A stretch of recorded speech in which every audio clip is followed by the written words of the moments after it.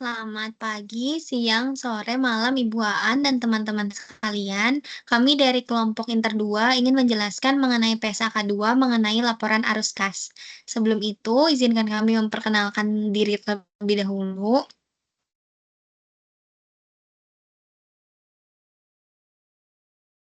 Perkenalkan, nama saya Priscila Wijaya dengan NIM 2023 50330. Kemudian ada Siti Syafira Indah dengan NIM 2023 50310, Mediana Graciela dengan NIM 2023 50331, dan Amanda Shirley dengan NIM 2023 50345. Untuk penjelasan yang pertama akan dijelaskan oleh rekan saya. Baik, saya Mediana Graciela akan eh, melanjutkan. Yang pertama, kita mengetahui tujuan dari arus kas. Jadi, arus kas itu digunakan untuk menilai kemampuan perusahaan dalam menghasilkan kas atau setara kas, lalu menilai kebutuhan perusahaan dalam menggunakan kas tersebut, dan juga mendukung pengambilan keputusan terutama terkait seberapa besar kemungkinan kas bisa diperoleh di masa depan.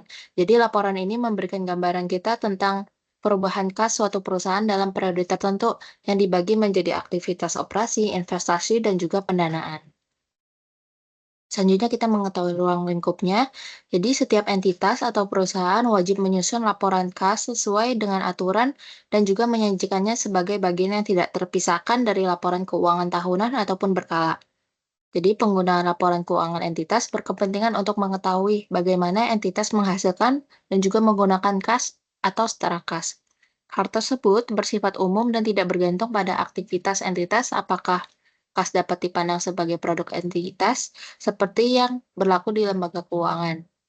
Pada dasarnya entitas membutuhkan kas dengan alasan yang sama meskipun terdapat perbedaan dalam aktivitas utama penghasil pendapatan. Jadi entitas membutuhkan kas untuk melaksanakan usahanya, melunasi kewajiban, dan juga membagikan dividen kepada investor. Sejalan dengan hal tersebut, pernyataan ini mensyaratkan seluruh entitas menyajikan laporan arus kas. Lalu, kita membahas tentang manfaat informasi arus kas. Kas dipakai bersama dengan laporan keuangan lain bisa membantu dalam menilai perubahan aset bersih, struktur keuangan, likuiditas, dan juga solvabilitas, melihat berapa banyak dan kapan kas masuk dan juga keluar, sehingga bisa menyesuaikan strategi dengan kondisi yang berubah, lalu mengukur kemampuan menghasilkan kas dan memperkirakan masa depan kas perusahaan, membantu pengguna membuat model prediksi dan membandingkan proyeksi kas masa depan dari berbagai perusahaan, lalu menyajikan laporan keuangan lebih mudah dibandingkan uh, antar perusahaan karena mengurangi perbedaan perlakuan akuntansi. Lalu data arus kas masa lalu atau historis juga penting karena dapat digunakan sebagai indikator jumlah, waktu, dan juga kepastian arus kas di masa depan, lalu membantu menilai ketepatan estimasi sebelumnya tentang arus kas, lalu menguji hubungan antara laba dan arus kas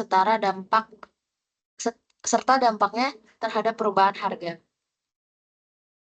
Lalu selanjutnya kita mengetahui tentang definisi-definisi. Yang pertama ada aktivitas investasi, yaitu perolehan dan pelepasan aset jangka panjang serta investasi lain yang tidak termasuk setara kas.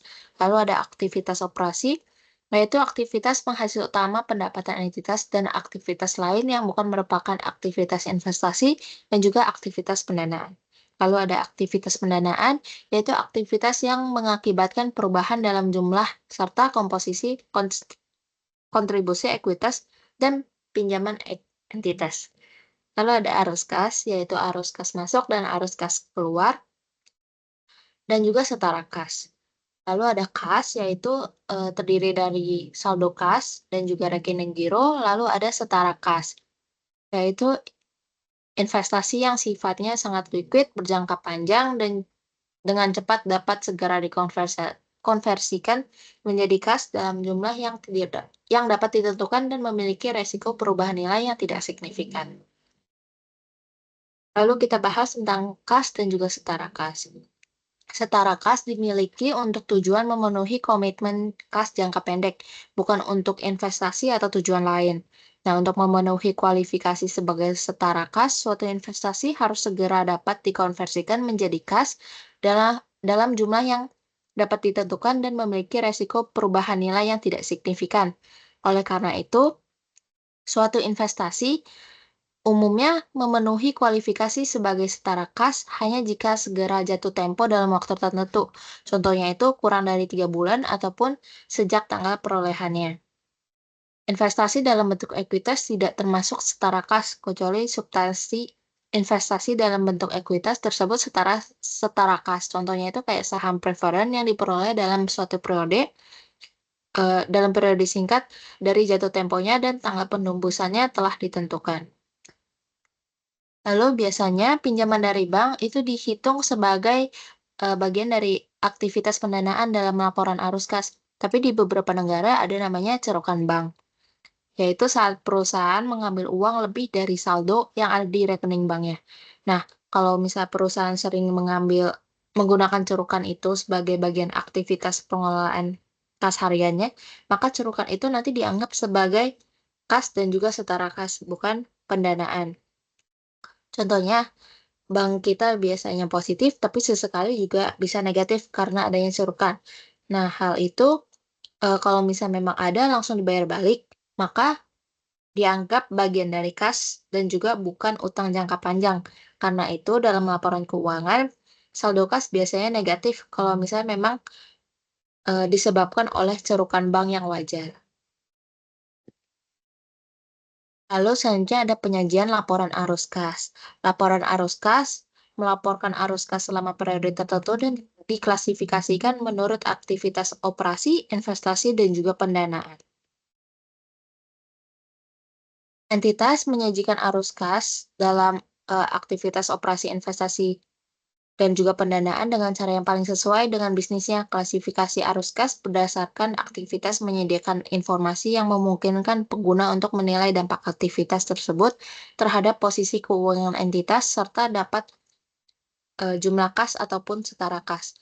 Informasi ini bisa digunakan untuk mengevaluasi hubungan antara ketiga aktivitas tersebut.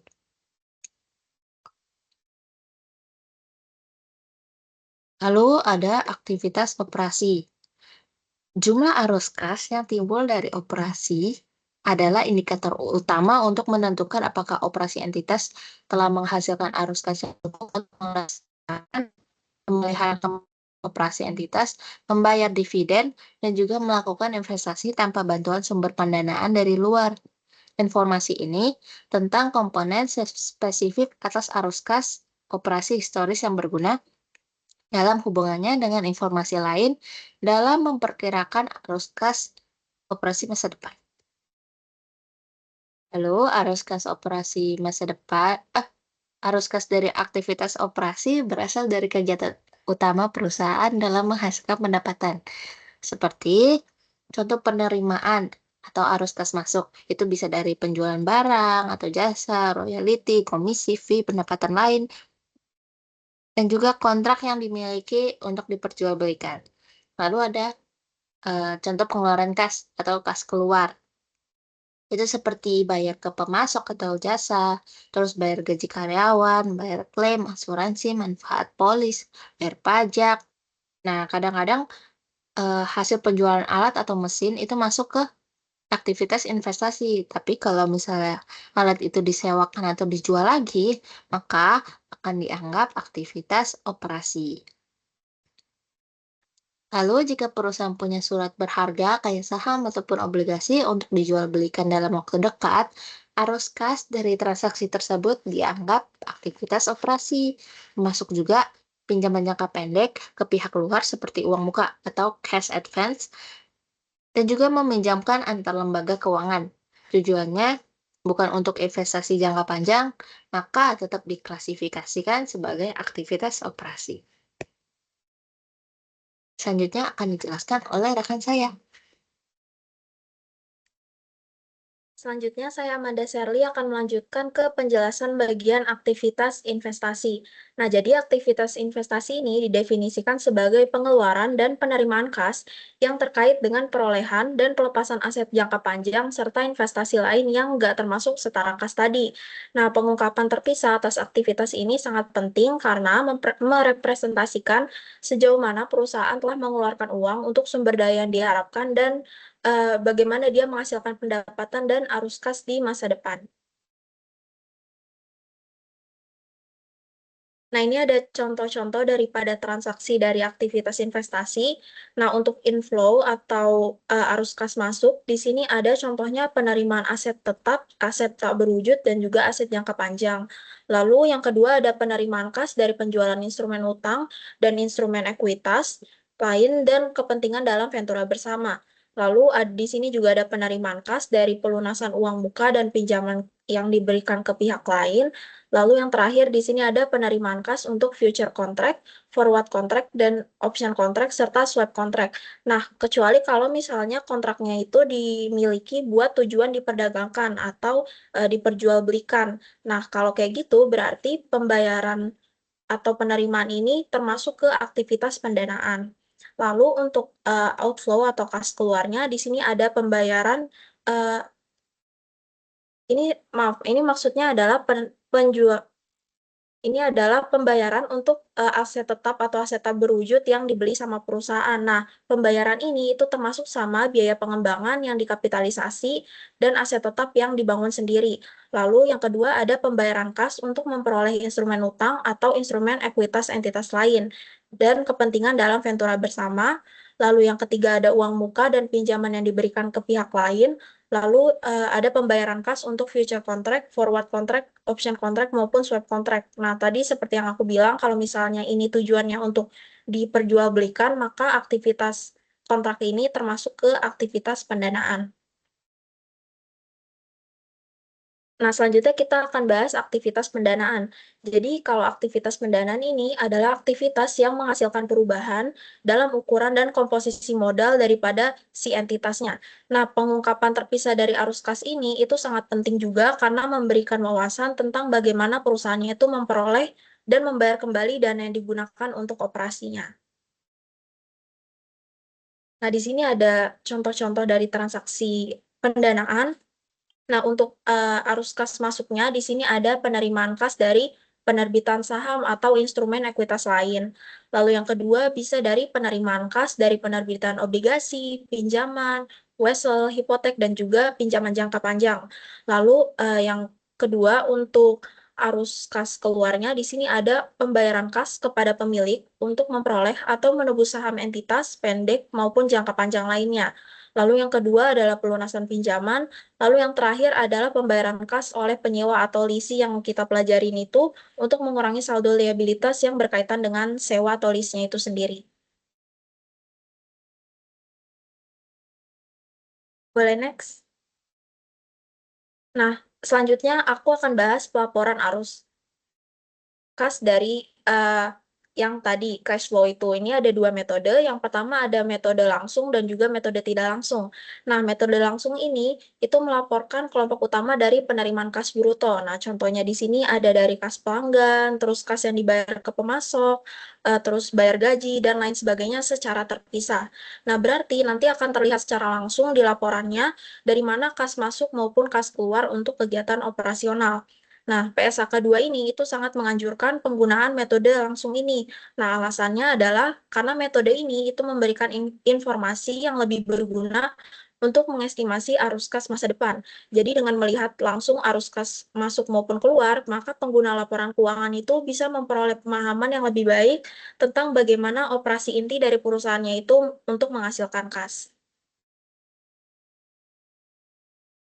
Nah, informasi daripada metode langsung ini itu bisa diperoleh dari berbagai macam sumber. Nah, di sini ada dari langsung dari pencatatan akuntansi perusahaannya, bisa dari penyesuaian akun-akun laporan laba rugi seperti penjualan, beban pokok, terus pendapatan bunga maupun beban bunga. Dengan mempertimbangkan yang pertama perubahan dalam akun aset dan juga liabilitas. Misalnya ada persediaan, terus piutang usaha dan utang usaha itu harus kita adjust selama periode tersebut. Lalu pertimbangan yang kedua itu dari pos-pos non-kas. Contohnya kalau ada depresiasi dan juga amortisasi. Nah itu kan kita nggak keluar kas. Tapi karena metode ini atau cash flow ini mengharuskan kita untuk melihat arus kas, maka ini juga perlu disesuaikan lagi. Lalu yang ketiga, contohnya itu ada pos-pos yang kasnya itu terkait dengan aktivitas investasi maupun pendanaan. Contohnya adalah gain atau loss dari penjualan aset tetap. Nah, yang kedua ini ada dari metode tidak langsung.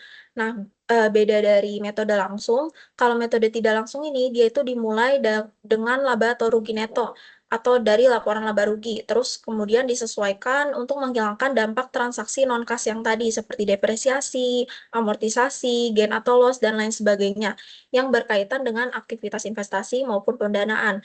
Nah, arus kas neto dari aktivitas operasi ini ditentuin dari menyesuaikan laba atau rugi neto dari dampak perubahan dalam akun aset dan juga liabilitas dari aktivitas operasi. Contohnya, kalau misalnya ada persediaan, piutang usaha maupun utang usaha, kalau nanti ada kenaikan maupun penurunan, itu perlu disesuaikan kembali. Nah, di sini contohnya kalau misalnya piutangnya naik, berarti kan ada penjualan yang diakui tapi belum seluruhnya diterima jadi kas. Nah, itu perlu disesuaikan kembali, seperti itu. Nah, informasi dari metode tidak langsung ini diperoleh dari yang pertama depresiasi dan juga amortisasi. Lalu provisi, ini kan kita belum terima uang kasnya tapi ada kewajibannya. Lalu yang ketiga itu ada perbedaan waktu dalam pengakuan beban pajak. Ya, seperti yang kita pelajari di income tax payable.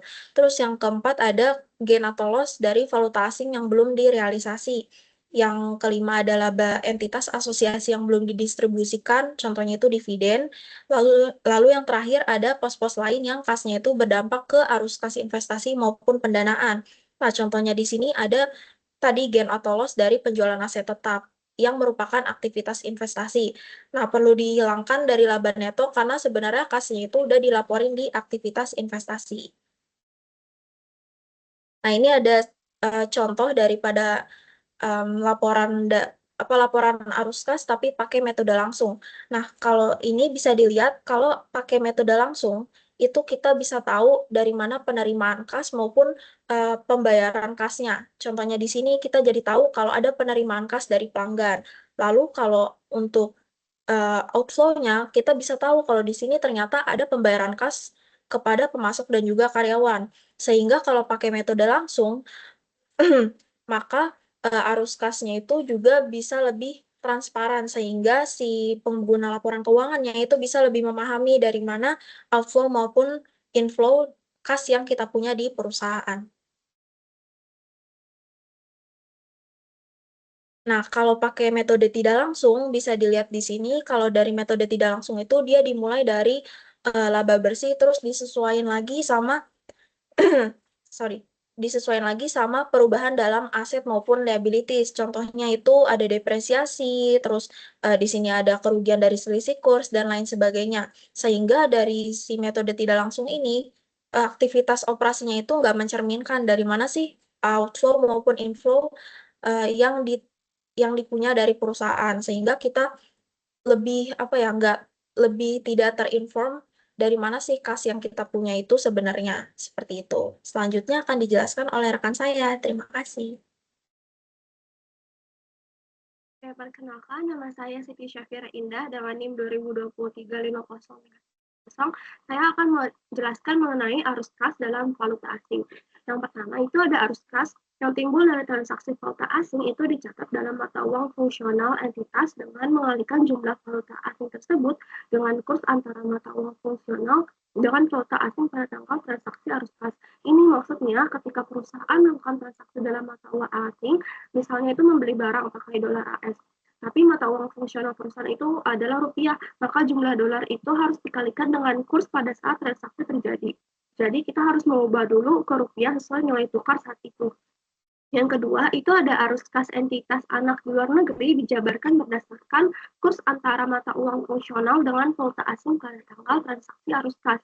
Ini maksudnya itu jika perusahaan punya entitas anak di luar negeri, misalnya cabang di Jepang, maka arus kas dari sana juga harus dijabarkan ke mata uang induk, misalnya itu rupiah, tapi tetap pakai kurs pada tanggal transaksi harus terjadinya kas.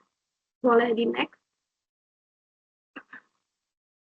Lalu selanjutnya ada arus kas yang yang didenominasi dalam valuta asing itu dilaporkan dengan cara yang konsisten dengan PSAK 10.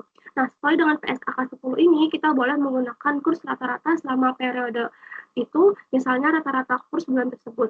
Nah, asal nilainya itu mewakili kurs aktual, tapi tidak boleh pakai kurs akhir periode waktu menjabarkan arus kas dari anak perusahaan di luar negeri. Boleh next? Selanjutnya itu ada juga yang namanya keuntungan atau kerugian karena selisih kurs.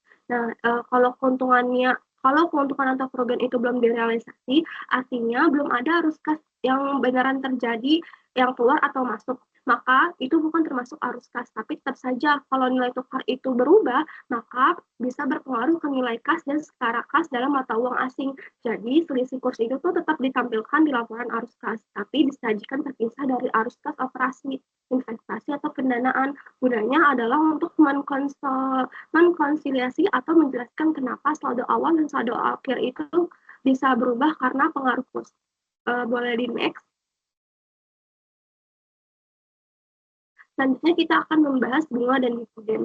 Nah, bunga dan dividen yang diterima atau dibayarkan itu harus diungkapkan secara terpisah. Selain itu, perusahaan juga harus konsisten dalam mengklasifikasikannya setiap periode. Apakah itu termasuk aktivitas operasi, investasi, atau pendanaan. Artinya, kalau tahun ini tuh bunga dimaksudkan sebagai aktivitas operasi, maka tahun depan juga harus tetap seperti itu, kecuali ada alasan kuat untuk berubah. Nah, jumlah bunga yang dibayarkan selama suatu periode itu diungkapkan dalam laporan arus kas baik yang telah diakui sebagai beban dalam laba rugi atau yang dikapitalisasi sesuai PSAK 26 yaitu membahas mengenai biaya pinjaman. Boleh di next. Untuk lembaga keuangan seperti bank, biasanya itu bunga dan bank dividen ini masuk ke dalam arus kas dan dari aktivitas operasi. Nah, oleh karena itu, bagian dari bisnis utama itu merupakan bagian dari bisnis utama mereka. Tapi untuk perusahaan dan keuangan belum ada aturan bakunya. Jadi ada dua pendekatan. Nah, yang pertama itu masukkan ke arus kas operasi karena bunga dan dividen itu berpengaruh ke laba rugi. Atau yang kedua, atau bisa juga itu bunga yang dibayarkan dimasukkan ke dalam pendanaan karena itu bagian dari biaya pinjaman. Bunga dan dividen yang diterima itu dimasukkan ke investasi karena itu hasil dari investasi. Boleh di next.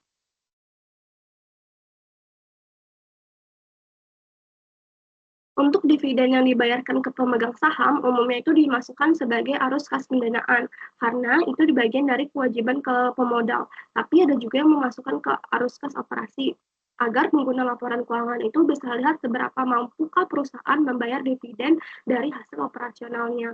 Boleh di next. Selanjutnya itu kita akan membahas mengenai pajak penghasilan. Secara umum, pajak penghasilan yang dibayar itu harus diungkapkan secara terpisah dalam laporan arus kas dan diklasifikasikan sebagai arus kas dari aktivitas operasi. Nah, namun ada pengecualian kalau pajak tersebut bisa diidentifikasi secara jelas sebagai bagian dari aktivitas pendanaan atau aktivitas investasi, maka boleh diklasifikasikan ke sana. Contohnya, jika pajak itu timbul dari penjualan aset tetap atau aktivitas investasi, maka pajaknya itu bisa masuk ke arus kas investasi. Nah, kalau pajaknya berasal dari penerbitan obligasi atau aktivitas pendanaan, maka itu bisa diklasifikasikan sebagai pendanaan. Namun dalam praktiknya, seringkali tidak mudah untuk memisahkan atau menghubungkan arus kas pajak ini secara langsung dengan transaksi investasi atau pendanaan karena pajaknya itu bisa dibayar di periode yang berbeda dari transaksinya atau tuh bisa tercampur dengan pajak dari aktivitas lainnya. Makanya secara umum pajak penghasilan itu diklasifikasikan ke dalam arus kas dari aktivitas operasi karena lebih praktis. Tapi kalau bisa diidentifikasi dengan jelas, maka itu bisa diklasifikasikan sesuai jenis aktivitasnya. Dan kalau dalam suatu periode pajaknya berasal dari beberapa aktivitas berbeda, maka jumlah total pajak yang dibayar tetap harus diungkapkan dalam laporan. Boleh di next. Selanjutnya kita akan membahas investasi pada entitas anak, entitas asosiasi, dan ventura bersama. Yang pertama, kalau perusahaan sebagai investor mencatat investasinya menggunakan metode ekuitas atau metode biaya, maka dalam laporan arus kas yang dilaporkan hanya arus kas yang benar-benar terjadi antara investor dan investi. Contohnya, itu ada dividen yang diterima dari entitas asosiasi atau membuka atau pembayaran lain yang diberikan atau diterima. Jadi tidak semua pergerakan nilai investasi itu dilaporkan, hanya arus kas aktual yang benar-benar masuk atau keluar. Lalu itu selanjutnya ada khusus untuk entitas yang menggunakan metode ekuitas, perusahaan tetap bisa memasukkan beberapa hal dalam laporan arus kasnya. Misalnya, investasi tambahan ke entitas asosiasi atau ventura bersama, distribusi keuntungan atau pembayaran lain dari investasi kepada investor atau sebaliknya. Intinya itu laporan arus kas hanya mencerminkan perpindahan kas nyata antara perusahaan dengan entitas tempat dia berinvestasi, bukan penyesuaian akuntansi atas bagi hasil laba seperti yang bisa muncul di laporan laba rugi. Boleh di next. Selanjutnya kita akan membahas perubahan kepemilikan atas kepentingan pada entitas anak dan bisnis lain. Jika suatu entitas itu memperoleh atau kehilangan pengendalian atas entitas anak atau bisnis lain, maka gabungan arus kas dari transaksi tersebut itu harus disajikan secara terpisah dalam laporan arus kasnya, dan diklasifikasikan itu sebagai aktivitas investasi. Ini penting untuk memisahkan dari transaksi kas biasa yang terjadi dalam operasional harian. Jika perusahaan membeli atau mendapat kendali atau menjual kehilangan kendali atas anak perusahaan atau bisnis lain, maka dalam laporan keuangannya itu wajib dijelaskan yang A itu jumlah imbalan yang dibayarkan atau diterima, yang B itu bagian dari imbalan yang terdiri dari kas dan setara kas, yang C itu jumlah kas dan setara kas dalam entitas anak atau bisnis lain di mana pengendalian diperoleh atau hilang, dan yang B jumlah aset dan liabilitas lain kas atau setara kas dalam entitas anak atau bisnis lain di mana pengendalian diperoleh atau hilang diringkas berdasarkan kategori utamanya. Boleh di next. Nah, semua arus kas dari beli atau jual anak perusahaan itu harus ditampilkan secara terpisah, tidak digabung dengan arus kas dari kegiatan operasionalnya, investasi, atau pendanaan lainnya. Tujuannya itu supaya pembaca laporan bisa membedakan arus kas dari transaksi besar anak perusahaan dengan arus kas saat membeli anak perusahaan lain. Nah, selanjutnya jumlah gabungan kas yang dibayarkan atau diterima sebagai imbalan untuk memperoleh atau kehilangan pengendalian entitas anak atau bisnis lain itu dilaporkan dalam laporan arus neto kas dan setara kas yang diperoleh atau dilepaskan sebagai bagian transaksi, peristiwa, atau perubahan keadaan. Boleh di next. Arus kas yang timbul dari perubahan kepemilikan atas kepentingan pada entitas anak yang tidak mengakibatkan kehilangan pengendalian itu diklasifikasikan sebagai arus kas dari aktivitas pendanaan, kecuali entitas anak itu dimiliki oleh entitas investasi sebagaimana didefinisikan dalam PSAK 65 yang membahas mengenai laporan keuangan konsolidasian dan disyaratkan untuk diukur pada nilai wajar melalui laba rugi. Nah, perubahan kepemilikan atas kepentingan pada entitas anak yang tidak mengakibatkan kehilangan pengendalian seperti pembelian atau penjualan, selanjutnya instrumen ekuitas entitas anak oleh entitas induk itu dicatat sebagai transaksi ekuitas. Kecuali entitas anak ini itu dimiliki oleh entitas investasi yang disyaratkan untuk diukur pada nilai wajar melalui laba rugi. Sejalan dengan hal tersebut, arus kas yang dihasilkan dari transaksi tersebut harus diklasifikasikan dengan cara yang sama sebagaimana transaksi lain dengan pemilik yang dideskripsikan dalam paragraf 17. Boleh di next. Selanjutnya akan dibahas oleh teman saya.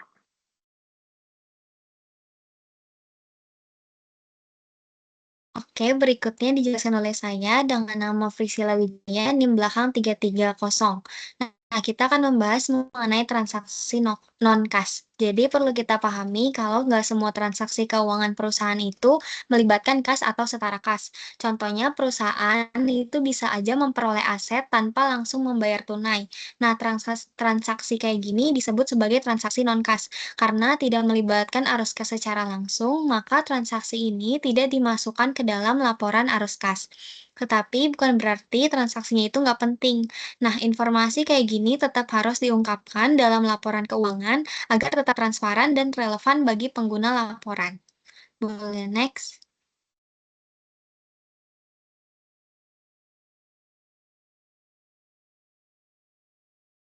Nah, berikutnya mengenai contoh dari transaksi non-kas. Di sini ada 3, yang pertama adalah perusahaan membeli alat berat, tetapi dibayarnya itu secara nyicil.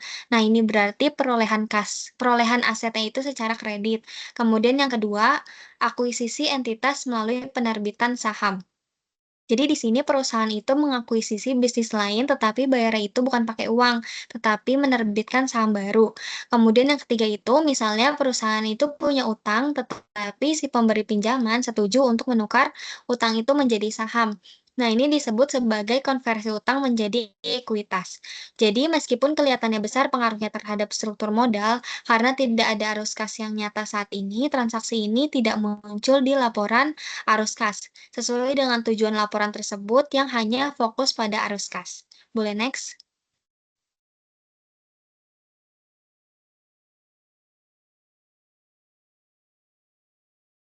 Next. Nah, kemudian ada perubahan pada liabilitas dari aktivitas pendanaan. Jadi, mulai dari tahun 2018 itu ada aturan tambahan yang mana perusahaan itu wajib memberikan informasi tentang perubahan pada liabilitas yang timbul dari aktivitas pendanaan. Yang mana artinya pengguna laporan keuangan itu harus bisa melihat apa saja yang berubah dari utang-utang pendanaan perusahaan, baik yang berasal dari transaksi kas maupun transaksi yang non-kas yang tidak melibatkan kas. Contohnya, kayak kurs naik turun atau penyesuaian nilai wajar.